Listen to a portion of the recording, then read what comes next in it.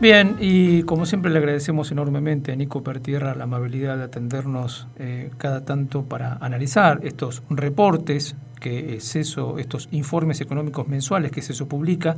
El título de este en particular nos resultó sumamente llamativo y además me parece que se presta para una discusión a fondo, ¿no? La pregunta que se hace el informe es si hay alternativas al plan Aguantar. Nico, ¿cómo estás? Muy buenos días, ¿cómo te va? ¿Qué tal? ¿Cómo están ustedes? Buenos días. Gracias por comunicarse, como siempre. Nico, bueno, la primera cuestión, ustedes hacen ahí claramente una categorización entonces, ¿no? Este plan Aguantar que ha formulado el gobierno en función del ministro de Economía, Sergio Massa. ¿Por qué caracterizan de esta manera a este plan?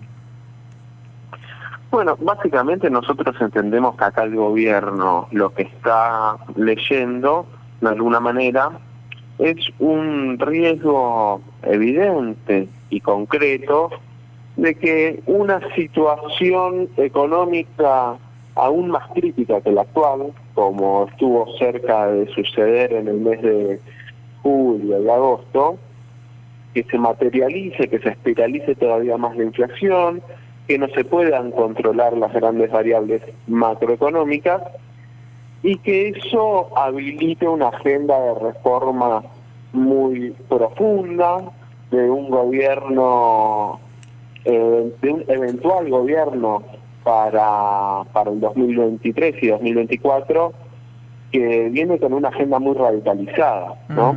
Entonces el gobierno lo que pondera de alguna manera es el riesgo de abrirle la cancha, justificar medidas muy radicalizadas como la que está planteando parte de la oposición, ¿no? Que han hablado de cerrar el Banco Central, a dolarizar, a privatizar empresas. Bueno, esto está en la agenda, evidentemente, y el gobierno prefiere mantener una situación como la actual como un riesgo menor a una crisis mayor, como la que mencionamos, y nosotros nos preguntamos si en todo caso hay margen para algún programa económico un poco más ambicioso, ¿no? Estaba pensando en la famosa y tan ya repetida frase de Clinton, ¿no? Es la economía, ¿a qué diríamos? Es la política, estúpido.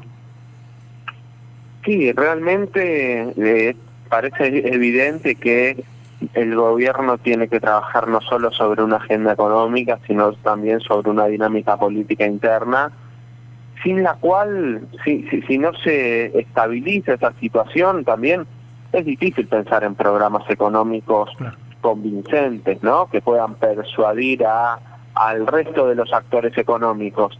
Pensemos que el gobierno se tiene que sentar con grandes empresas, nacionales, extranjeras, que tienen una incidencia muy grande en algunos mercados y que toman decisiones a diario que inciden en la vida de millones de argentinos y argentinas también.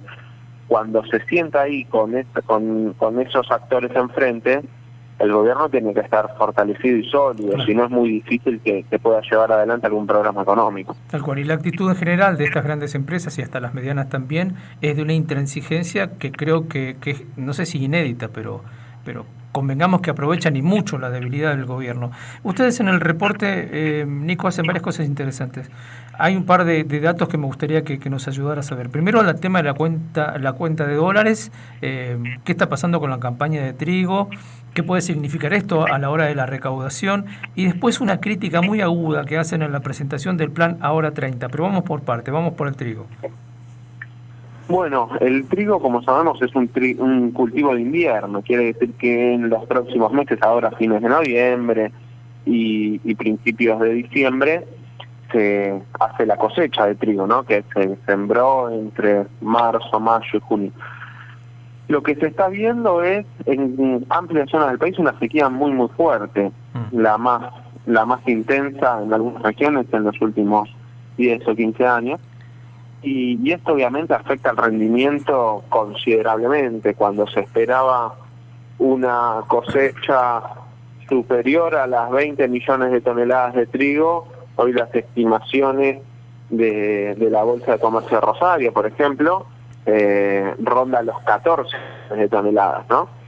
Es un número realmente preocupante porque pensemos que el consumo anual de trigo interno, para consumo interno, son aproximadamente 7 millones de toneladas. El saldo, digamos, lo que se reduce es un menor saldo exportable, porque nosotros la demanda interna la tenemos que abastecer.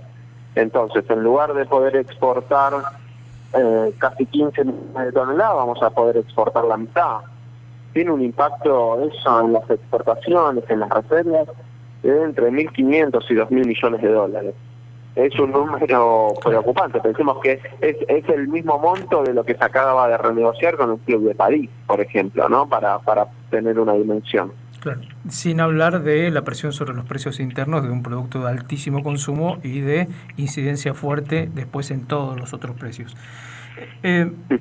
Aquí hay otra cosa que también te preguntaba, ¿no? Ustedes cuando hablan del plan ahorro ahora 30, hacen una crítica muy aguda porque fundamentalmente se trata de potenciar el consumo de bienes con alto contenido importado. Me gustaría que desarrolles eso un poquito. Y tiene que ver también, más en general, con la discusión sobre cuál es el margen de maniobra que tiene el gobierno, qué medidas puede tomar, qué sectores puede incentivar. Y el plan Ahora 30, si bien no destina recursos fiscales de forma significativa, le da una ventaja a los bancos. Por esto es bastante técnico, pero para entender de principio a fin la medida, lo que se hace es permitirle a los bancos, que hoy los bancos siempre tienen una parte de sus activos, de sus depósitos, sin remunerar, es decir, congelados en una cuenta bancaria en el Banco Central, ¿sí? Eso para el banco es un costo porque podría estar otorgando un préstamo o comprando títulos públicos que le rinden un interés, en cambio los tiene ahí congelados de alguna manera. Lo que te digo es, bueno, esto en lugar de tenerlo congelado, podés computar acá los préstamos que debes con estos programas. Entonces eso le da una ventaja a los bancos.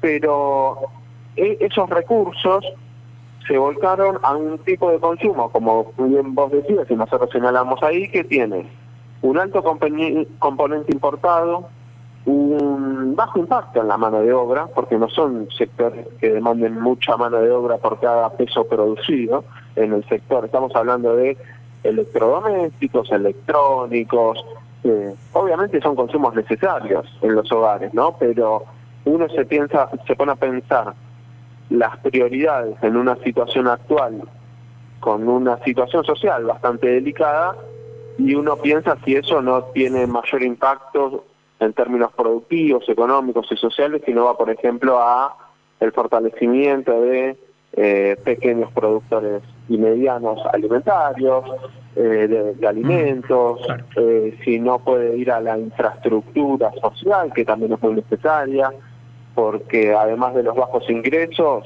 hoy en los hogares de menos ingresos también hay una cantidad de trabajo en el hogar que impide participar en el mercado de trabajo, a las mujeres principalmente. Bueno, ahí hay desigualdades estructurales sobre las cuales trabajar, a las cuales también podrían destinarse esos recursos, y esas políticas por lo general son mucho menos demandantes de dólares, lo que tiene que ver con construcción, con servicios sociales, y en un contexto donde justamente dólares no abundan, pareciera ser lo más atinado en este contexto, ¿no? Para ir cerrando, la verdad es que me quedaría charlando toda la mañana de esto porque está muy bueno el informe, pero bueno, para tu tiempo es corto. Digamos, en otro punto ustedes también hablan de las circunstancias que hoy atraviesa el planeta entero, ¿no? Esto de la inflación le pasa a los alemanes también, no la nuestra, pero es algo que para ellos es inédito. Entonces, esto que ustedes plantean un poco en el informe, de poner todos los huevos en la misma canasta, esto es Fondo Monetario, BID, Banco Mundial, China en todo el caso, es un riesgo enorme en un contexto como este. Sí, porque lo que señalamos ahí es básicamente la dependencia financiera que tiene hoy la Argentina de un escenario geopolítico determinado, ¿no? Y un escenario geopolítico internacional como el que describimos es un escenario en el que nuestro país tiene muy poca injerencia, ¿no? La estrategia reciente de los últimos meses pareciera ir como como señalamos ahí, concentrada en torno a los organismos financieros, sobre todo, que conduce Estados Unidos, y eso a veces priva de otras fuentes de financiamiento, por ejemplo, de China, que obviamente ningún país va a financiar sin intereses de por medio a otro, eso lo sabemos. El crédito que tuvo la Argentina con el Fondo Monetario y con Estados Unidos intermediario tuvo claramente un fin y un interés económico y político. No somos ingenuos en eso, pero justamente quedar atado únicamente a una única fuente de financiamiento, obviamente es menor margen de maniobra, ¿no? Bien, y al final de todo siempre aparece el dólar, la brecha, los múltiples dólares y toda esta historia. La ausencia de dólares. Y sí, porque siguen apareciendo también esquemas normativos, el dólar para turistas, se va multiplicando una normativa que establece distintos precios, distintas condiciones. Claramente hoy pensar en un único precio del dólar sería un golpe tremendo para la economía productiva, ¿no? Porque el dólar de lo que hoy está dispuesto a pagar el sector financiero, de alguna manera, es muchísimo más alto que el que le permite ser viable al sector productivo. Entonces ahí hay una incompatibilidad, ¿no? Que si se soluciona como se ha solucionado en otros momentos, con una devaluación brusca, hay que ver primero cuánto duraría, porque el impacto en la inflación sería tremendo. Ya estamos hablando de una inflación del 100%, sí. Creo que no solucionaría ninguno de los problemas de fondo, pero sí me parece que ya empezar a pensar a esta altura en un esquema de un desdoblamiento cambiario más formal puede simplificar las cuestiones y puede hacer más entendible el esquema de alguna manera y facilitar esto que se ha complicado tanto de captar dólares por exportaciones de servicios, por ejemplo, o liquidación de turismo de receptivos de los que entran. Con un desdoblamiento más formal, bueno, eso ya empieza a simplificarse y puede ser una alternativa que al Banco Central le ayuda a estabilizar la situación. Tal cual. Nico, como siempre, te agradecemos muchísimo tu amabilidad. A ustedes, muy buenos días. Muy buenos días. Nicolás Pertierra, entonces, charlando con nosotros a propósito de la publicación de este nuevo reporte mensual. Es el informe del Centro de Estudios Económicos y Sociales Scalabrini Ortiz. Es el informe económico mensual correspondiente al mes que terminó, el mes de octubre. El título: ¿Hay alternativas al plan Aguantar? Nombre que le han puesto al planteo que ha hecho el gobierno vía el ministro de Economía, Sergio Massa, de cómo llegar por lo menos hasta final de este año y hasta final de gestión un poco más. Antes de ayer hablaba el número 2 de Massa y el verdadero economista de todo esto, que es Rubinstein, ¿no?